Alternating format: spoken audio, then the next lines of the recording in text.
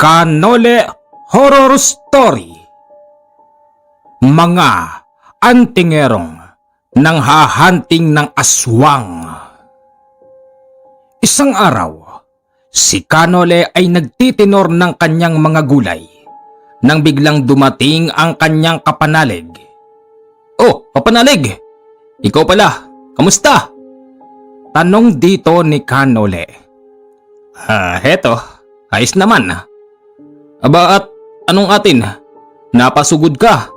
O wag mo sabihing tinalo ka ng kinalaban mo." "Maaring parang ganon. Kapanalig, meron lang akong hihilingin sa'yo na mahirap na bagay. Sana'y hindi ako mapahiya." "Ano yun?" "Kapanalig, yung pinagkukuhanan ko ng halamang gamot. Mahirap na siyang puntahan ngayon dahil ito ay inari ng isang mataas na uri ng nilalang. Maaari bang samahan mo ako sa pagkuha nun?" "Kapanalig, aanhin mo naman ang halamang gamot. Bakit hindi mo na lang ipasa sa akin yung pasyente mo?" "Kapanalig, buhay ko na at reputasyon ko ang nakataya dito. Hayaan mo ako." "Sige na. Kailan ba sana, kapanalig?" "Kung maaari, kahit mamaya pagkatapos mong magtenor." Sige. Tulungan mo na lang ako para mapabilis tayo." Sige." Inalam din ni Kanole kung ano ba talaga ang dahilan kung bakit kailangan nilang pumunta sa kuhanan ng halamang gamot na napakadelikado. "Kapanalig, meron kasi akong pasyenteng kailangan bawiin eh." "Paanong bawiin?" "Kapanalig, yung pasyente ko ay matagal nang inaalihan at gustong kunin ng naninirahan sa lupa." Naiintindihan ko na. Kapanalig, hindi naman sa minamaliit kita. Bakit hindi ka na lang magpatulong sa akin? Ako na ang gagamot para matapos na yan." "Kapanalig, hindi rin naman sa minamaliit kita. Pag ang akin ay akin, isang bagay lang naman ang hihilingin ko sa iyo. Kailangan kong makuha ang halamang gamot para lunas doon sa aking pasyente." Sige. Tapusin na nga lang natin to at pumunta na tayo. Teka, san bang gawin yun?" "Doon, kapanalig." Ano? "Kapanalig, napakataas ng kabundukan na yun. Sa bandang tinuturo mo, mukhang kaloob-looban na yun." "Tama. Kapanalig, hindi ka man lang ba nangingilag? Sa aking pagkakaalam, yung parting yan, wala. Sige, bilisan na natin." Pagkatapos nilang magtenor ng gulay, nagtungo na sila sa itinuturo ng kanyang kapanalig. Paakyat pa lamang sila sa kabundukan, nababakas na ni Kanole yung kadiliman sa loob. Ang katunayan, meron pang araw nang sila ay pumasok doon. Pero pagpasok nila, halos hindi man lang nila makita yung sinag ng araw. "Kapanalig, sigurado ka bang dito ka kumukuha ng halamang gamot?" "Oo, kapanalig. Dahil sa alam ko namang hindi mo ko bibigyan ng halamang Javier, kaya't nagsumikap ako na hanapin kung saan ba mahahanap yung katapat ng halamang Javier na tanging kayo-kayo lamang ang pwedeng magtangan at makinabang at ang inyong mga pasyente." "Kapanalig, ikinalulungkot ko pero ayos lang. Naiintindihan ko, kapanalig." "Talaga, pasensya ka na." "Oo, kaya nga ako humihiling sa iyo ng isang mabigat na bagay. Kapanalig, sa ating pupuntahan, sana'y iyong maintindihan na ang lugar na ito ay inari ng isang mataas na uri ng nilalang. Ayon sa aking mag-aaral na huling nanggaling dito, hindi siya nakapasok dahil agad siyang hinarang ng nakakatakot na nilalang." Sige." Inabot na sila ng dilim, pero hindi pa din nila nararating yung kuhanan ng halamang gamot. "Kapanalig, Baka naman tayo'y naliligaw na. Hindi. Sigurado ako, hindi maaaring mabago ang daan doon. Sige. Maya-maya pa, napahinto noon si Kanole dahil nakakita siya ng isang kubo. Mababakas mo sa kubo na merong tao dahil umuusok ito. May tao. Kapanalig, mag-iingat ka dyan. Bakit? Wala naman akong nararamdaman na kung ano. Basta kapanalig, ayon sa aking mag-aaral, delikado ang taong nakatira dyan. Sila'y nagpatuloy sa paglalakad hanggang sa nang malapit na sila sa kubo. Dito nila nakita ang 4 na kalalakihan na bigla na lamang lumitaw sa damuhan. Oh, may mga tao pala rito. Sino kayo? At anong ginagawa nyo? Tanong ni Kanole sa kanila. Bakit kayo? Ano ring ginagawa nyo dito? Hindi ba pwedeng kami dapat ang magtanong niyan sa inyo? Dahil nauna kami. Shhh! Huwag kayong maingay mga kasama. Makakahalata yung aswang. Aswang? Sinong aswang? Walang aswang dito mga kaibigan. At kung meron mang aswang, malamang tayo yun. Kasi isipin mo, gabi na, nasa kalagitnaan pa tayo ng kagubatan imbis na namamahinga tayo sa ating mga bahay-bahay. Piloso po ang isang to. Dadagukan ko na to. Oo. Hindi mo pwedeng gawin sa akin yan. At bakit hindi? Hindi mo ba kami kilala? Bakit? Sino ba kayo? Kami lang naman ay mga antingero. Marami na kaming pinahirapang aswang. At ang layunin ng pagpunta namin dito ngayon ay hanapin yung aswang na nanalasa kagabi. Merong isang pamilyang ginulo yun. Merong isang batang muntik na niyang tangayin. Hindi ba bro? Bro, tama ka. Aba, ayos yung mga tawagan nyo bro. Mga bro, Noli nga pala. Hindi kami interesadong makilala ka. Hindi kami nakikipagkaibigan sa mga katulad mong walang kakayanan. Ano? Walang kakayanan? Bakit? Akala mo hindi namin alam? Alam namin na hindi mo kami katulad. Dahil kami ay merong mga kanya-kanyang kakayanan. Nakikita mo ito? Anting-anting! At anong nakakatawa doon? Bro, mukhang minamaliit yata tayo ng taong walang alam. Bro, sa palagay ko nga dagukan mo na nga yan. Akmang dadagukan na si Kanole ng isang malaking mama nang biglang, mukhang nakalimutan nyo na ang aso ay nagbabantay sa amo. Subukan nyo. Sige, subukan nyo. Kapanalig, huwag ka munang makialam. Hindi tayo pwedeng makipaglaban sa kanila. Una sa lahat, maganda ang kanilang layunin, kaya sila napasok dito. Pangalawa, hinahanap nila yung aswang na sinasabi nila. Mga kaibigang antingero, hindi nyo pa kasi ako nakikilala hindi nga kami interesadong makilala ang katulad mong walang kaalaman. Diyan kayo nagkamali. Kung kaalaman lang ang pag-uusapan, hindi naman sa minamaliit ko kayo. Baka ang kaalaman nyo ay katiting lang. Habang ako, milya-milya na ang layo. Abay na sobrahan ng kayabangan ito bro Ano, dagukan ko na ba? Sige bro, dagukan mo na yung mayabang na yan. Bago sabakan si Kanole ng isang malaking mama, meron pa itong inusal na buhay na salita.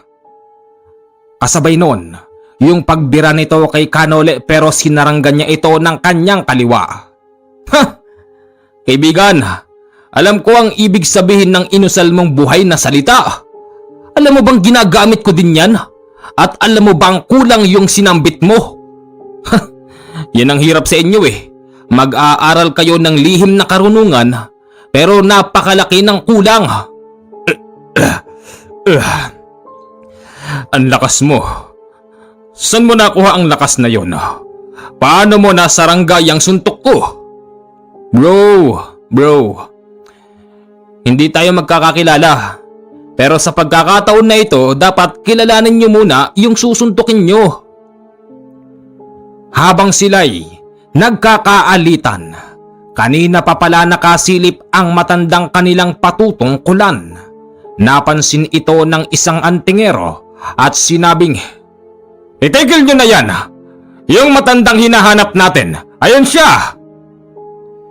Nang maituro ito ng isang mag-aanting, nakita ito ni Kanole kahit na madilim. Kitang-kita niya ang muka ng kawawang matanda. Agad niya itong nilapitan at pinipigil naman siya ng mga antingero. "Siya ba'y sinasabi niyong aswang na sumalakay sa isang bahay kagabi?" "Siya nga, hinding-hindi kami maaaring magkamali." "Pwes ako nang magsasabi sa inyo na nagkakamali kayo. Hindi porkit may naninirahan na nag-iisang matanda sa loob ng kagubatan, pagbibintangan nyo ng aswang. Anong pruweba nyo? Nakita nyo ba yung pagmumuka?" "Hindi man namin masyadong nakita, pero nararamdaman namin na siya yung aswang." "Hindi bro, hindi ganon." Ewan ko ba? Saan nyo ba napulot yung mga kakayanan nyo?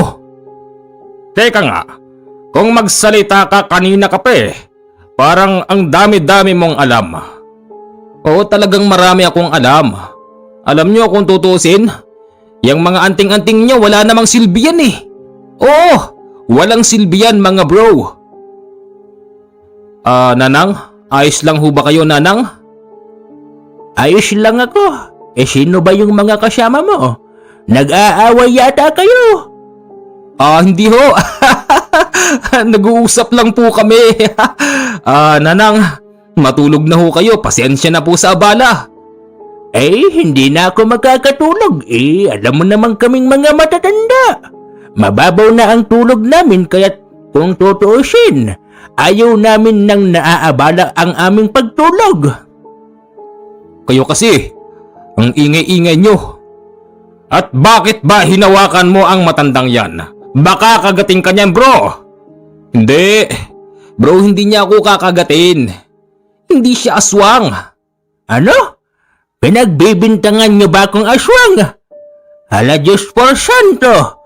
Tumanda na ako ng ganito pero hindi pa ako nakakakita ng aswang. Baka naman ho nagkukunwari lang kayo, Lola. Kaya ho kami napasugod dito ng aming samahan. Dahil kagabi, merong isang pamilyang inatake ng aswang. Sa tagal na naming naninirahan sa ibaba ng kabundukan, ni minsan, hindi pa kami nakaranas o nakakita man lang ng aswang. Ganun naman pala. Bakit ako'y pinagbibintangan nyo? Ayon ho kasi sa nakakita, dito raw sa gawing to, nagtatakbo yung aswang na umatake. Bro, maghinay-hinay ka naman. Ang aswang, maraming pwedeng puntahan. Lumilipad yan Kawawa naman si Nanang pinagbibintangan nyo. Nanang, sino ho bang kasama nyo rito? Kasama ko ang aking apo. May kasama pala kayo. Ako po yung kasama ng lola ko. May bata nga pala rito. Kamusta na po kayo? Kanina pa po namin nadidinig ng lola na para pong nag-aaway yata kayo at saka may sinasabi pa kayong aswang. Hindi, wala yun. Mga bro, malagay ko nagkakamali kayo. Sige na, malis na kayo. Kapanalig. Ano yon, kapanalig? Sige na, mauna na kayong maglakad. Isama mo na yung mga antingero. Sige. Nanang, pasensya na ho kayo na abala pa namin yung tulog nyo. Walang anuman yun. Sige na, baka meron pa kayong tutunguhin. Opo, malayo-layo pa nga po. Sige. Habang sila'y naglalakad, papalayo sa kubo ng nasabing matanda, kinausap sila ng mga mag-aanting at sinabing, "Pwede bang maupo muna tayo? Pwede ba?" Maupo kayo kung gusto nyo. Basta kami ni Kapanalig meron kaming pupuntahan. Magkaiba ang lakad natin, kaya bahala na kayo dyan, alis na kami. Aalis na sana sila nang biglang dakmain ng isang mama yung kanyang kapanalig. "Saan ka pupunta? Hindi ba sinabi ng aming leader na dito muna tayo? Mga bastos kayo ah." Bitawan mo ako. Bitawan mo ako. Pagsisisihan mo habang buhay kapag hindi mo ako binitawan sa loob lamang ng 5 segundo. 1, 3. Yan. Bibitaw ka rin pala eh. Paanong hindi bibitaw? Nakakaisa ka pa lang. Bigla kang tumalon sa 3. Nag-aral ka ba? Abawa naman. Alis na kami. Wala kaming pakialam sa lakad nyo. Nagpatuloy sila sa paglalakad nang dahil doon, narating na nila yung lugar na sinasabi ng kanyang kapanalig. "Kapanalig, heto na yun." Nasaan? Napakadilim, Kapanalig. Puro kawayanan eh. Puro puno. Nasaan yung sinasabi mong mahiwagang halamang gamot na pwede mong ipanggamot sa pasyente mo? Nasaan? Kapanalig, yan ang sinasabi ko sa iyo, na meron nang nag-aari sa lugar na ito. Maaring nabubulagan ka lamang ng pinakakawalan niyang mahika. Mahika? Kaya kita isinama dahil alam kong kaya mong durugin yung mahikang pinakakawalan ng nilalang na nag-aari dito. Sige na, Kapanalig. Sige. Umusal si Kanole. Pagkatapos nun, nakita nilang yung mga kawayan na halos nag-abot na yung magkabilang dulo ay bigla na lamang nahawi. Napakalakas ng tunog nun at nakakuha ito ng pansin sa mga antingerong sumusunod sa kanila. Tara na. Sige. Pagpasok nila sa loob, bigla-biglang nagtakbuhan ang mga antingero at sinabing, "Sasama kami sa inyo." "Hindi kayo pwedeng sumama rito. Pumunta kayo sa pupuntahan nyo." "Sasama kami. Dahil nababatid namin, sa likod ng kawayanan na yan, diyan namin matatagpuan yung matanda." Puro kayo batid. Palagi na lang kayong nagkakamali sa akala nyo. Kung ako sa inyo, umuwi na kayo kasi wala naman kayong makikitang aswang dito. Ganun pa man, sadyang makulit ang mga antingero nang dahil dito, hinayaan na nilang sumama ito sa kanila. Nang marating nila ang dulo ng kawayanan, dito tumambad sa kanila yung isang gagabahay na bato. "Kapanalig, nasa na yung sinasabi mong kuhanan ng halaman na gamot?" "Nasa likod niyan, Kapanalig." "Nasa likod? Tara, akyatin natin yung malaking bato." Pag-akyat nila doon, nagulat si Kanole dahil napakaraming mga halaman na tila ba kumikinang sa kanilang paningin at sa loob ng kadiliman makikita mong nag-iisa itong liwanag sa loob din ng kabundukan. "Ano to? Anong klaseng halaman to, Kapanalig?" "Yan ang sinasabi ko sa iyo." "Salamat, Kapanalig, sa pagsama mo sa akin. Kayo, wala rito yung hinahanap nyo kaya bumalik na kayo." Teka, anong klaseng halaman ang mga yan? Nagliliwanag sa kadiliman? Bro, sa palagay mo?" "Sa aking palagay, bro, mukhang eto na yata yung sinasabi sa atin ng ating yumaong maestro na dito nga raw matatagpuan ang halamang gamot na pwedeng makatulong sa atin. O ano pang ginagawa nyo? Tara na!" Mula sa mataas na bato ay nagtalunan ang 4 na antingero papunta sa halamang gamot. Pinabayaan lang sila ni Kanole at ng kanyang kapanalig nang biglang nagsisigaw ang isa sa mga ito. Kitang-kita ni Kanole na merong kakaibang nilalang ang lumapa sa isang antingero. Yung tatlo naman na naiwan ay nagkumpol-kumpol at dumikit sa bato. "Tulungan nyo kami! Tulungan nyo kami!" wika ng isa sa kanila. "Hindi. Ba't namin kayo tutulungan? Matigas ang ulo nyo eh. Hindi ba naghahanap kayo ng aswang o ayan? Nandyan pa na yung aswang. Labanan nyo. Magagaling kayo, di ba?" "Kapanalig, tama na." "Bakit? Dapat lang sa kanila yon." "Tama na. Maawa ka naman sa kanila. Hoy! Tigilan mo yan!"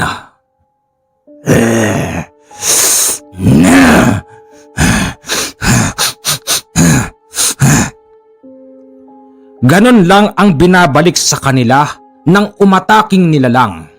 Matapos noon ay binitawan yung isang lalaki at nang dahil dito tumalon na si Kanole at ang kanyang kapanalig sa ibaba. Yung kanilang kasama nakagat sa balikat at natanggalan ng laman. "Berto! Bert! Bert! Ayos ka lang ba, Bert? Bert!" "Bro, ayos lang ako, bro." "Sigurado ka? Meron ditong halaman na gamot. Maaari ka naming gamutin." "Teka, sandali lang. Paano mo sasabing pwede mo siyang gamutin? Alam mo ba ang tamang proseso ng paggamit ng halamang gamot?" "Wag mo kong tuturuan. Naituro din sa amin yan ng aking maestro." Sige, gawin mo." Ginawa nga ito ng antingero. Matapos nun, madali niyang inilapat sa sugat ng kanilang kasamahan. Sa kasamaang palad ay napasigaw ng malakas ang kanilang kasamahan na si Bert. Senyales na nasaktan ito. Maya-maya pa pumikit itong si Bert at hindi na dumilat pa. "Bert! Anong nangyari? Bert!" "Bro, bro, patay na yata siya." Ano? Patay na siya, bro. Hindi siya humihinga." Sa kasamaang palad ay namatay si Bert. Alam nyo, ang tamang proseso ng paggamit niyan, hindi basta dinidikdik. Hindi basta tinatapan lang. Mga antingero kayo, di ba? Dapat inusalan nyo muna. Bago nyo man lang idinikit sa sugat. Mas lalo pang napasama yung kasamahan nyo. Dapat pala ako na ang gumawa. Alam mo naman pala bakit hindi ikaw ang gumawa? Paano ko gagawin? Sige nga. Nagmamagaling kayo. O ngayon, namatayan kayo ng kasamahan. Ano bang gagawin natin? Iuwi nyo na yan. At iburol nyo paglamayan. Bro, tama na. Alam mo, hindi ganyan ang aral sa akin ng aking maestro. Ang taong nahihirapan dapat tulungan. Ang taong nagmamalaki ay dapat na ibaba. Sa pagkakataon na ito dapat ikaw ang nakakaalam Dapat iginiit mo ang iyong karapatan. Kinalulungkot ko ang pagkamatay ng kasama nyo. Bro, ayos lang yun. Talagang ganun. Handa naman na kami. Mga bro, kanina nang umusal ka ng buhay na salita. Kulang hindi mo napagana. Bro, sino bang maestro nyo? At ano bang tangan nyo? Bro, ang aming maestro ay yumaon na. 1 taon na ang nakakalipas. Pero bago siya mawala, marami siyang naituro sa amin na kaalaman. Bro, kulang ang inyong kaalaman. Hindi ko kayo minamaliit. Totoo ang sinasabi ko dahil nasaksihan ko at nadinig ko. Kulang ang inyong kaalaman. Kapanalig, Kanole. Kukuha na ako ng halamang gamot at wala na rin akong oras. Mauna na akong umuwi sa'yo. Ikaw bahala. Bababa na rin kami. At kailangan naming paglamayan si Bert. Sige.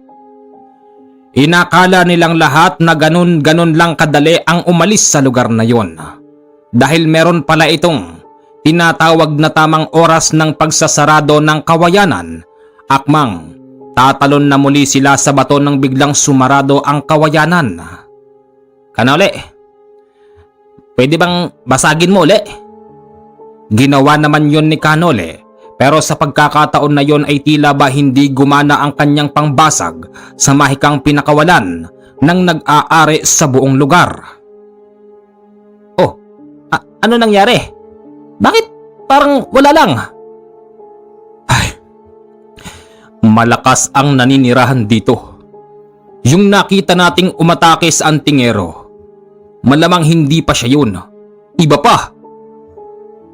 Anong ibig mong sabihin? Nakakaramdam na ng takot ang mga antingero hanggang sa maya-maya pa merong isang napakalaking tinig ang nagsasalita na hindi nila madinig at hindi nila malaman kung saan ba ito nanggagaling.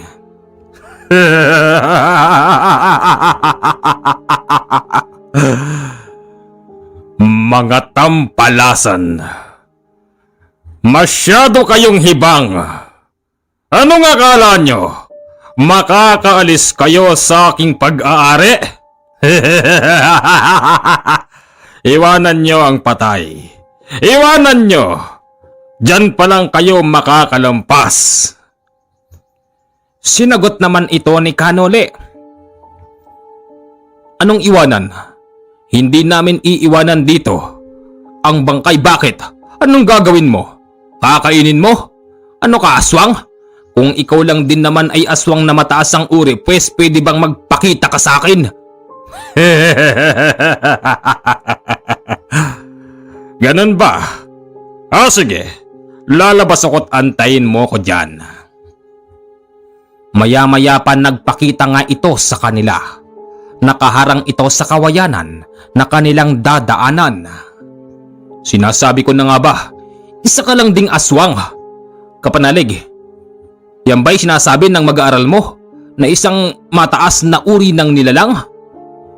Hindi ko kumpirmado, Kapanalig, pero baka nga siya na yun, wala nang iba. Mga antingero, hindi ba naghahunting kayo ng aswang? Ayan na, labanan nyo, ipakita nyo yung galing nyo. Hindi ba ikaw yung sumalakay sa isang bahay sa ibaba? Ako nga. At nagkamali kayo ng akala. Pati yung matanda at yung batang nananahimik sa kanilang tahanan na ginugulo nyo. Ako ang hinahanap nyo. Ako, wala nang iba.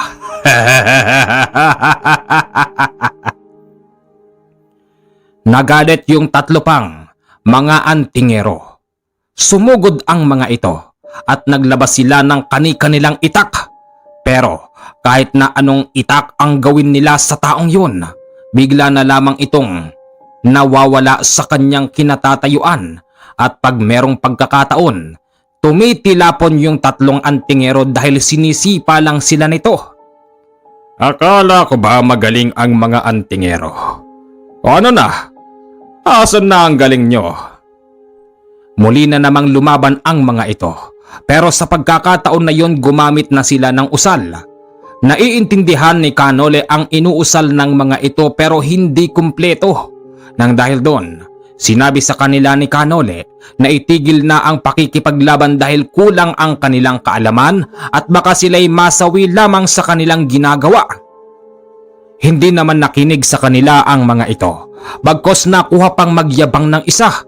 Nang dahil doon, sumugod yung isang antingero habang hawak-hawak yung kanyang itak at buo ang kanyang pag-asa na makakaya niyang gapiin ang kakaibang nilalang na nasa kanilang harapan. Dito siya nagkamali dahil sinalubong siya ng matatalas na kuko ng kanilang kalaban. Tumagos ang matalas na kuko ng kalaban sa dibdib ng antingero hanggang sa inangat siya nito.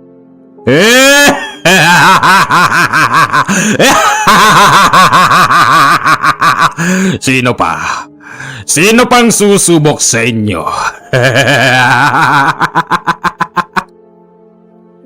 Yung dalawa pang naiiwang buhay ay napaupo na lamang sa lupa, lalo na nang ibato sa kanila ang kanilang kasamahan na butas-butas ang dibdib.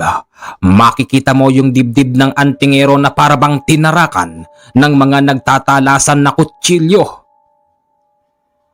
Wala nang ibang lalaban kung hindi ako. Wala na. Ikaw, huwag kang makikialam dito. Bagamat alam ko na hindi ako ang sadya mo kung hindi ang halamang gamot. Alam mo ba kaya ko inari ang lugar na ito? Dahil yung lahi namin ay naghahanap din ng ganito. Kailangan namin ang gamot na ito. Teka sandali, aminin mo sa akin, hindi kayo mga taga dito. Oh, tama ka. Pero nagagawa naming puntahan ng lugar na ito dahil dito lang matatagpuan ang halamang gamot na hinahanap namin. Ganon. Nang dahil sa nalaman ni Kanole na hindi pala taga roon ang aswang na yon at isa lamang siyang dayuhan, nagkaroon siya ng tamang kaisipan na palayasin yung nasabing aswang dahil ang katwiran nun ay hindi naging valid kay Kanole. Nang umusal si Kanole ng pangtawag sa kanyang mga gabay, yun namang aswang sa kanilang harapan ay bigla na lamang, ikaw pala. Kilala ko ang presensyang yon. Dala ko na rin ang kailangan ng aming lahi. Ngayon, bahala na kayo dyan.